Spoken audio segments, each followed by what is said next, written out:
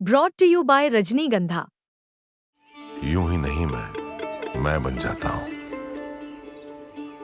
कुदरत के कोने कोने से खूबियां खोज लाता हूं। गुणवत्ता की गहराइयों का गोताखोर हूं मैं। पर उम्दापन की नई ऊंचाइयों को छूना चाहता हूं मैं। यूं ही नहीं मैं रजनीगंधा बन जाता हूं। मनीषा जी, आपने जिस जानवर का चुनाव किया, सबसे पहले तो मेरे में कौतूहल यही है कि हाथी का चुनाव आपने क्यों किया? क्योंकि ज्यादातर लोग तो कुत्ते, बिल्ली यही सब पशु पालते हैं। हाथियों को तो आप किसी वन में देख पाएंगे, किसी सेंचुरी में जाएंगे, किसी जू में जाएंगे, लेकिन उनकी भाषा को अपने लेखन के जरिए, अपने शब्दों के जरिए उकेरना आसान तो नहीं रहा होगा। बिल्कुल। सबसे पहले मैं साहित्य आज तक का शुक्रिया अदा करूंगी और आप सभी का कि आप सब यहाँ इतनी देर बैठे हैं और हम सब तीनों को सुनने वाले हैं। और काफी गर्मी भी है, इतनी गर्मी है। तो नेहा का जो सवाल है, तो दरअसल मैं वायुसेना अधिकारी की पत्नी हूँ, तो हमारी हमेशा जंगलों में और शहर से बहुत दूर पोस्टिंग्स रही। खास तौर पे नॉर्थ ईस्ट मेरा रहना बहुत ज्यादा हुआ, तो वहाँ जल्दापारा के जंगल हुआ करते थे। तो मैंने ये वहाँ देखा कि बाकी सारे जानवरों में नर की सत्ता होती है और हाथियों में माँ की सत्ता होती है, कुलमाता होती है, पूरे झुंड की नेत्री जो होती है वो हथिनी होती है। और आप सब लोग ज्योग्राफिक चैनल देखते हैं कि जब शेरों के झुंडों में सत्ता परिवर्तन होता है तो खून खराबा होता है, बल्कि शेर के पुराने बच्चों को मार दिया जाता है जो पुराना मुखिया होता है। लेकिन आप आश्चर्य करेंगे कि हाथियों में सूझबूझ के साथ ये चुना जाता है। अगर कोई कुल नेत्री मर जाती है तो बाकी सारी हथनियां मिलकर अपनी कुल माता चुनती हैं। तो मुझे ये सबसे ज्यादा बात अच्छी लगी और मैंने वहां ये सोचा कि मैं मातृ सत्ता पे उपन्यास लिखूंगी और जिसकी शुरुआत एक हाथी से करूंगी। और संयोग ये रहा कि उसके बाद मेरी पोस्टिंग शिलोंग हुई, जहाँ पे खासी सभ्यता है, जहाँ पे मात्र सत्तात्मक है, मैट्रिलिनी है। उसके बाद त्रिवेंद्रम में चली गई जहाँ पे नायर समाज था।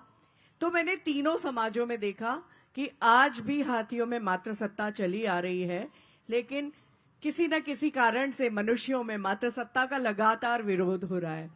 और सबसे मजेदार ये बात है कि मैं जब जल्दापारा में रह रही थी तो मैंने हाथियों को बहुत करीब से देखा। वहां पर एक लैला नाम की हथिनी थी। देखा, वो तो एक पहलू है, लेकिन रिसर्च कैसे हुआ? रिसर्च में वो काफी लोग जानना चाहते हैं। रिसर्च में यही बता रही हूँ कि वहां पे जो लैला नाम की हथिनी थी उसको रेस्क्यू करके वहां लाया गया था। तो उसने बाकी सारे जो अनाथ बच्चे थे उनको अपना लिया और वो इतनी इंटेलिजेंट थी कि वो कम्युनिकेट करती थी। और मैंने फिर हाथियों के व्यवहार पे वहां पर रह के बहुत सारा ज्ञान लिया। मैंने लगातार हाथियों के झुंडों को देखा। कई बार तो वो हमारे एयरफोर्स स्टेशन में भी चले आते थे। तो मैंने हाथियों के व्यवहार को ही नहीं देखा और उसके बारे में बहुत सारी रिसर्च की और एनिमल नरेटोलॉजी पे बहुत सारी पढ़ाई की कि मैं हथिनी बनकर अब उसकी कहानी कैसे लिख सकती हूँ। तो मैंने सूंड से देखना शुरू किया। मैंने सूंड अपने अंदर महसूस की और घास की ओस को वो कैसे महसूस करती है।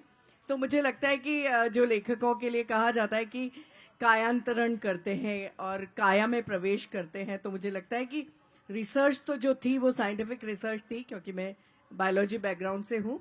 उसके अलावा जो एक अनुभूति होती है उसको मुझे जगाना पड़ा। अगर आप मन में उतरी तो वो अनुभव कैसा था?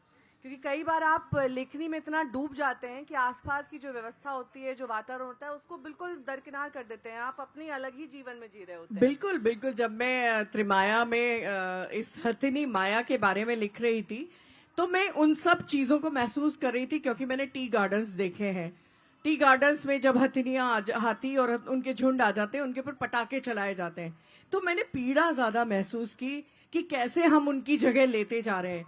क्योंकि वो सदियों से एक ही रास्ते पे चलते हैं। आगे जाके पता चलता है उस जगह तो कोई फैक्ट्री बन गई, उस जगह तो कोई दीवार बन गई। तो वो अपने दिमाग से जिन रास्तों को सदियों से सोचते आए हैं, तो मुझे पीड़ा ज्यादा हुई, मुझे घबराहट बहुत ज्यादा हुई कि एक दिन जब हाथी नष्ट होंगे उससे पहले, बहुत पहले मनुष्य नष्ट हो जाएगा। लेकिन अब तो काफी जागरूकता आ गई है कैसे हम पर्यावरण की जागरूकता तो आई है, हाँ। लेकिन पूंजीवाद खत्म नहीं हुआ पूंजीवाद है। खत्म नहीं हो रहा है और टी उसमें गार्डन्स- बहुत सारे रेड टेपिज्म और अलग अलग बिल्कुल, व्यवधान बिल्कुल। है, क्योंकि ये- आप एक अफसर की बीवी हैं तो आप ये भली भांति समझते और हैं कहाँ कहाँ पर ये अड़चने आती हैं। बिल्कुल बिल्कुल। और मैं अगर सेनाओं की भी बात करूं तो बहुत सारे ऐसे नए स्टेशन हैं जहां से हाथियों के रास्ते होके गुजरते हैं, तो आज भी हाथी तो दरवाजे तोड़ के घुस जाते हैं।